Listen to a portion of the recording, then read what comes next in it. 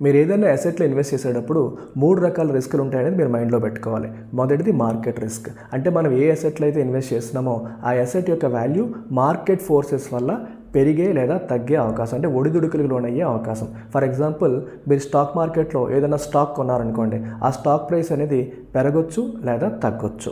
ఇది market risk. రెండోది liquidity risk. అంటే మనం ఏదైతే అసెట్ కొంటున్నామో దాన్ని మనం ఇమీడియట్గా సేల్ చేయగలుగుతున్నామా, ఇమీడియట్గా క్యాష్ కింద మార్చుకోగలుగుతున్నామా లేదా అనేది. ఫర్ ఎగ్జాంపుల్, మీరు రియల్ ఎస్టేట్లో ల్యాండ్ కొన్నారనుకోండి, ల్యాండ్ ఇమీడియట్గా అమ్మగలుగుతారా? అమ్మలేరు. అంటే అక్కడ ఏ రిస్క్ ఉన్నట్టు? మనకి లిక్విడిటీ రిస్క్ ఉన్నట్లు. మూడవది క్రెడిట్ రిస్క్ లేదా డిఫాల్ట్ రిస్క్. అంటే మనం పెట్టే పెట్టుబడి కంప్లీట్గా మాయమైపోయే అవకాశం. ఫర్ ఎగ్జాంపుల్, మీ ఫ్రెండ్ ఎవడో చీటీ పాట వేసాడని చెప్పి మీరు డబ్బులు కట్టారనుకోండి, వాడు ఇవ్వకపోయే అవకాశం ఉంది కదా అక్కడ. అది క్రెడిట్ రిస్క్ లేదా డిఫాల్ట్ రిస్క్. ఈ 3 రిస్కుల్ని మీరు మైండ్లో పెట్టుకొని ఇన్వెస్ట్మెంట్స్ అనేవి చేసుకోవాలి.